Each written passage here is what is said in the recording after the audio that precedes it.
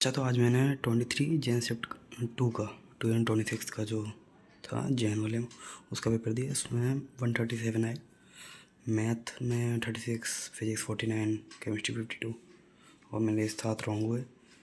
Math में 1 भी नहीं हुआ और फिजिक्स में 3, केमिस्ट्री में 4। मैथ में मैंने 9 क्वेश्चन किए थे और ये चीज़ अच्छी है कि 9 क्वेश्चन किए 41 मिनट। मतलब मैथ मतलब इस शिफ्ट में इजी थी, इजी नहीं मतलब मॉडरेट के आसपास बोल सकते हैं। बाकी फ़िज़िक्स मेरे हिसाब से टफ शायद टफ। और केमिस्ट्री तो जैसी है वैसी, बट नेगेटिव बहुत हो गया केमिस्ट्री में। तो मुझे लग तो रहा था कि कर लेता, पता नहीं कैसे नेगेटिव भी लग गई और क्वेश्चन बन नहीं रहते। तो मैथ में और कर लेता, लेकिन टाइम मैनेज करना मुश्किल होता है क्योंकि पेपर शायद कहीं ना कहीं लेंदी था थोड़ा। और फिज़िक्स में काफ़ी ज़्यादा टाइम चला गया। मैंने जब पेपर कर रहा था तब उस टाइम देखा भी नहीं थी कि इतना ज़्यादा टाइम लग जाएगा, लेकिन फिज़िक्स में अब देखो 80 मिनट लग गया, बहुत ज़्यादा 80 मिनट। तो मतलब अगर लगभग शायद 15-16 क्वेश्चन किए होंगे मैंने फ़िज़िक्स में, तो उस हिसाब से बेकार बहुत ज़्यादा। बाकी परसेंटेज भाई 97.5 आई है।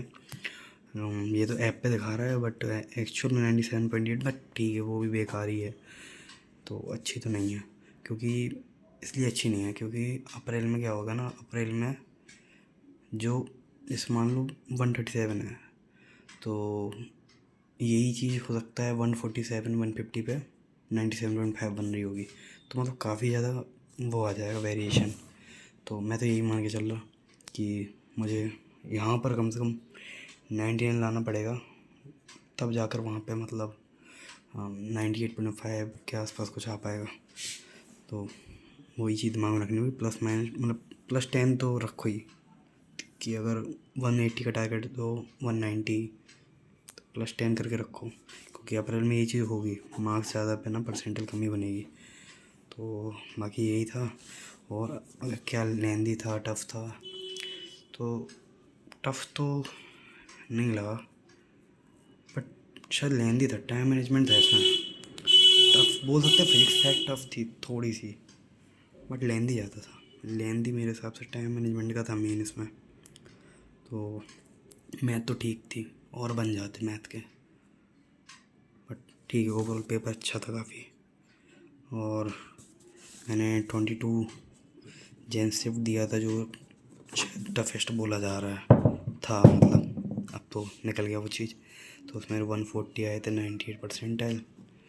बट अगर वो टफ़ था, ये टफ़ था, तो ठीक है, मार्क्स तो लगभग उतने ही बन रहे।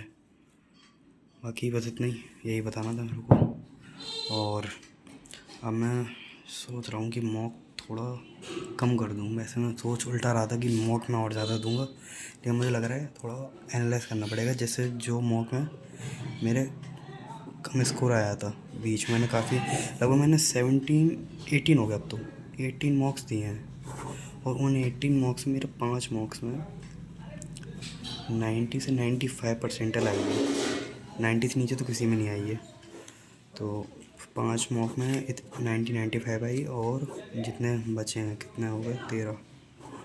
मेरी 96, हाँ 96 से 98.5 इस रेंज में ही रहे हैं। तो यही है। बाकी तुम लोग भी अपना बताओ, अपना ट्रेस करो कितना क्या आ रहा है, बाकी रिवीजन करते रहो। मेन वही हो, मैं 5 मॉक पे पहले फोकस करूँगा। तुम्हारा भी अगर ऐसे ही है कि तुम्हारे जो लो मार्क्स वाले मॉक हैं उनको देखो कि उनमें क्या वीक टॉपिक हैं, उनको फिक्स करो। अब वो वीक टॉपिक फिक्स हो जाएंगे तो स्कोर सही में इम्प्रूव होगा। ये मैं पहले नहीं कर रहा था, नहीं क्या मैंने किया, तो इनको जस्ट मतलब गलतियाँ देख ली कि क्यों हुई, और मैंने ये देख लिया कि मतलब क्या सॉल्यूशन है उसका, क्या कॉन्सेप्ट है। ये मैंने इस चीज़ पे ध्यान नहीं दिया कि मैं जहाँ से आया उसको फिक्स करूँ सही से। तो अब मैं थोड़ा डीपली एनालाइज करूँगा, एक दिन में एक करूँगा। टारगेट ये है कि जैसे एक दिन में एक ये वाला मॉक करूँगा जो सबसे लो मार्क वाला है। फिर जब ये 5 डेज हो जाएंगे इसके, फिर उसके बाद 2 मॉक करूँगा ये एनालाइज, जो और मतलब Tier 1 वाले जो होंगे, Tier 2, Tier 3, टीयर 3 मतलब और वीक वाला होगा वो पहले मैं करूँगा, फिर टीयर 2 वाले देखूँगा, फिर टीयर 1 वाले। तो अब मेरा यही है, ये इसी के थ्रू रिवीजन होगा। मॉक देखता हूँ देंगे कि नहीं, लेकिन रिवीजन इसी के थ्रू होगा। तो यही फाइनल है मेरा।